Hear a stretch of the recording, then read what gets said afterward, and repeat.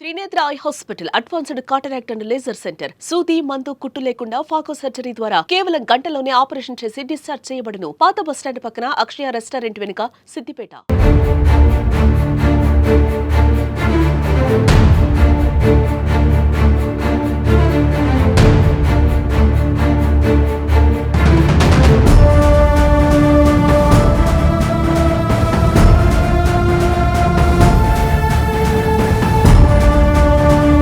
ప్రస్తుతం అయితే మనం కరీంనగర్ జిల్లా సైదాపూర్ మండలం శివరాంపల్లె ఆమ్లెట్ విలేజ్ లో అయితే ఉన్నాము. ఇక్కడ గత నెల 14వ తేదీన ఒక బాలిక కడుపు నొప్పితో చనిపోయిందంటూ కూడా పోలీస్ స్టేషన్ లో ఫిర్యాదు అయితే ఇవ్వడం జరిగింది. కానీ ఆమె కడుపు నొప్పితో చనిపోలేదు. కన్న తల్లిదండ్రులే, కసాయి తల్లిదండ్రులే ఆమె యొక్క పీక పిసికి చంపేశారంటూ కూడా ఒక పోలీసుల విచారణలో అయితే తెలియని కడుపు నొప్పి భరించలేక క్రిమిసంహారక మందు తాగిందంటూ కూడా సైదాపూర్ పోలీస్ స్టేషన్ లో అయితే తల్లిదండ్రులు ఫిర్యాదు చేయడం జరిగింది.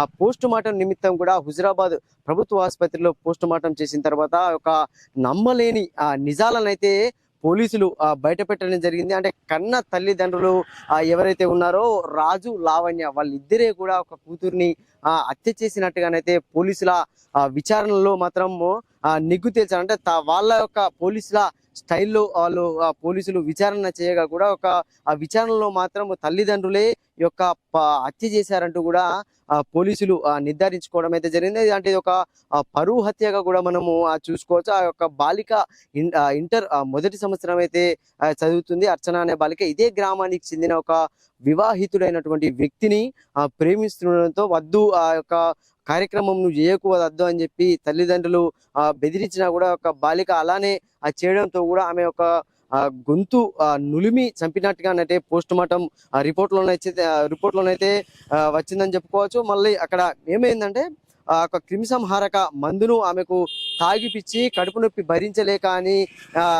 భరించలేక చనిపోయిందంటూ కూడా అదే తల్లిదండ్రులు పోలీస్ స్టేషన్ లో రిపోర్ట్ ఇవ్వడం అనేది కూడా ఒక యాదృచ్ఛికమని చెప్పుకోవచ్చు. ప్రస్తుతం అయితే మనము వాళ్ళ ఇంటికి వెళ్ళి ఏం జరిగిందనే తెలుసుకునే ప్రయత్నం అయితే చేద్దాం. అంటే ఒక పోలీసులు ఒక విచారణ, మన ఏసీపీ నేతృత్వంలో ఈ యొక్క విచారణ అనేది జరిగింది. ఏసీపీ మాధవి నిన్న పెట్టినటువంటి ప్రెస్ మీట్ లో కూడా ఒక సంచలన విషయాలను అయితే బయటపెట్టిన ఒక పరువు హత్యగా కూడా తల్లిదండ్రులు దీన్ని చూశారు. ఒక 16 ఏళ్ల బాలిక ఒక వివాహితుడైనటువంటి వ్యక్తిని ప్రేమించడం జీర్ణించుకోలేని తల్లిదండ్రులు గ్రామంలో ఎక్కడ పరువు పోతుందో అని చెప్పి ఒక అమ్మాయిని అయితే చంపేశారంటూ కూడా ఏసీపీ మాధవి అయితే మీడియా సమావేశంలో తెలియజేయడం జరిగింది. అంటే వెళ్దాం మనం ఇక్కడ వాళ్ళ ఇంటికి వెళ్ళి అసలు ఏం జరిగింది, ఏంటి పరిస్థితి అనేది కూడా మనం తెలుసుకుందాం. అంటే ఇది ఎంత దారుణం అంటే కనిపించిన తల్లిదండ్రులే ఒక 9 నెలలు మోసి పెంచి గుండెల మీద ఆడిచ్చిన తల్లిదండ్రులే ఒక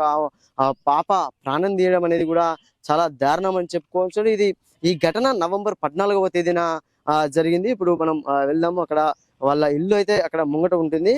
అంటే ఇది ఒక గ్రామంలో మాత్రం ఇది శివరంపల్లె అనేది కూడా ఒక కుగ్రామం. అంటే చాలా ఇటు సైదాపూర్ కానీ ఇటు ఉస్నాబాద్ కానీ ఇదంతా కూడా ఒక అడవి ప్రాంతంలోనైతే ఈ కొండల మధ్యనైతే ఈ శివరంపల్లె గ్రామం అనేది కూడా ఉంటుంది. వాళ్ళ తండ్రి ఎవరైతే ఉన్నారో రాజు ఇక్కడ స్థానికంగా ఉండేటటువంటి ఉప సర్పంచ్ దగ్గరికి వెళ్ళి కూడా నేనే నా బిడ్డను చంపానంటూ కూడా ఒప్పుకొని అయితే పోలీస్ స్టేషన్ లో లొంగిపోవడం అయితే జరిగింది. చాలా పర్సనల్ గా తీసుకున్నటువంటి తల్లిదండ్రులు ఇప్పటికీ ఇప్పుడు మనం దాదాపుగా ఈ కాలాన్ని బట్టి కూడా తల్లిదండ్రులు ఎక్కడ కూడా మారడం లేదంటే ఏదో బుద్ధి చెప్పుకొని ఏదో కౌన్సిలింగ్ అయినా ఇప్పించి లేదా హాస్టల్లో జాయిన్ చేసినా కూడా ఆ అమ్మాయి మారేది కావచ్చు అంటూ కూడా గ్రామస్తులు అయితే చెప్తున్నారు. అంటే ఇంత దురాగతానికి పాల్పడినటువంటి తల్లిదండ్రులు మాత్రం ఇది చాలా దారుణం అని చెప్పుకోవచ్చు. అంటే ఒక ప్రేమ వ్యవహారమే దీనికి కారణం అంటూ కూడా బయటికి అయితే రావడం జరిగింది. అంటే ప్రస్తుతం అయితే మనం వాళ్ళ ఒక ఇంటి వద్దన అయితే ఉన్నాము. ఇదే వల్ల ఇల్లు వ్యవసాయ ఆధారిత కుటుంబం. రాజు, లావణ్య కూడా వ్యవసాయం చేసుకుని కూడా వాళ్ళు జీవనాన్ని కొనసాగిస్తూ ఉంటారు. అంటే ఇది ఇది ఇక్కడ దారుణం అంటే ఇది చాలా దారుణంగా కూడా చాలా మంది అయితే పరిగణిస్తున్నారు. అంటే ఇలాంటి హత్య మాత్రం ఇది ఎంతో దారుణం. ఇది అంటే వాళ్ళ పాప కూడా వాళ్ళ పెద్ద పాప కూడా ఉంది. అంటే ఈ యొక్క విషయాలను ఆమె తలుచుకొని కూడా గుండెలు పగిలేలా కూడా ఆమె తెలుస్తుంది. ఇక స్థానికంగా ఉన్నటువంటి ఉప సర్పంచ్ అయితే బాలరెడ్డి ఉన్నారు. అసలు ఏం జరిగింది, ఆయనకి ఈ విషయం ఎప్పుడు తెలిసింది అనేది కూడా మనం తెలుసుకుందాం. అంటే చెప్పండి బాలరెడ్డి గారు, ఈ విషయం మీకు ఎప్పుడు తెలిసింది, ఏమైంది? నాకు అసలు పోలీసులు వచ్చేదాకా కూడా నాకు తెలియదు. పోలీసులు వచ్చిన తర్వాత నాకు తెలిసింది. ఆల్రెడీ వాళ్ళు స్టేషన్ కు రమ్మనంటే పోయినాము. పోయిన తర్వాత మాకు ఎట్లా ఇట్లా జరిగింది అనేది ఇది మాత్రం ఆ పరిస్థితి మంచిది కాదు. ఇది చేయడము గ్రామస్తులం అందరం వ్యతిరేకించుతూనే ఉన్నాము. మేము ఆల్రెడీ ఇది కుటుంబం అనేది మొత్తం బజార్లో పడ్డది. వాళ్ళిద్దరు జైలుకి వెళ్ళిపోయారు. ఆల్రెడీ ఇప్పుడు ఉన్న వాళ్ళు కూడా పిల్లలే వాళ్ళు. వాళ్ళ కుటుంబం అయితే బజార్లో పడ్డది. ఇది చేయడం మంచి పద్ధతి కాదు అని చెప్పినాం. అంటే వాళ్ళకి ఎంతమంది పిల్లలు, అంటే ఇది మీకు మీ దృష్టికి ఎప్పుడు వచ్చింది? అంటే ఏసీబీ గారు అతను ఈ యొక్క రాజు ఎవరైతే ఉన్నారో మీ దగ్గరికి వచ్చి చెప్పినట్టు కూడా ఏసీబీ గారు చెప్పడం జరిగింది. ఏసీబీ గారికి ముందు ఒక్కరోజు ముందు నన్ను ఏసీబీ గారు పిలిచి మాట్లాడిన తర్వాత ఇట్లా పరిస్థితి ఇది అని అంటే, ఇది చేయడం నేరమే మేడం, ఇది మంచి పద్ధతి కాదు, ఇది జరిగింది అని చెప్పి నేను అన్న తర్వాత ఎట్లనే మరి ఏంది అని అంటే, ఇది విషయం ఇది మాత్రం దారుణం, ఇది ఇట్లా చేయడం పద్ధతి కాదు. ఊర్లో జనం కూడా ఎవరు అదైతే లేరు. నేను కూడా దీన్ని బహిష్కరించుతున్నా ఈ విషయాన్ని. ఏంటంటే ఊర్లో మంచి చెడు ఉన్న పెద్ద మనిషిని ఒకళ్ళను పిలిచి ఇది పరిష్కరించుకుంటా అయిపోయే ముచ్చట. ఇది పరిష్కరించుకోలేదు కాబట్టి ఈ రకంగా వీళ్ళు చేశారు కాబట్టి వాళ్ళకు జైలుకు వెళ్ళిపోయారు వాళ్ళు. ఇప్పుడు ఉన్న పిల్లలు కూడా చాలా పాపం ఎవరు లేని పరిస్థితిలో ఉన్నారు. వాళ్ళ కుటుంబం అయితే బజార్లో పడ్డది. దీన్ని వాళ్ళకు పిల్లలు ఎంతమంది? రాజు, లావణ్యకు ముగ్గురు. వీళ్ళు ముగ్గురు ఇట్లా ఇద్దరు ఆడపిల్లలు, ఒకళ్ళు అబ్బాయి, ముగ్గురు పిల్లలు అయితే ముగ్గురు.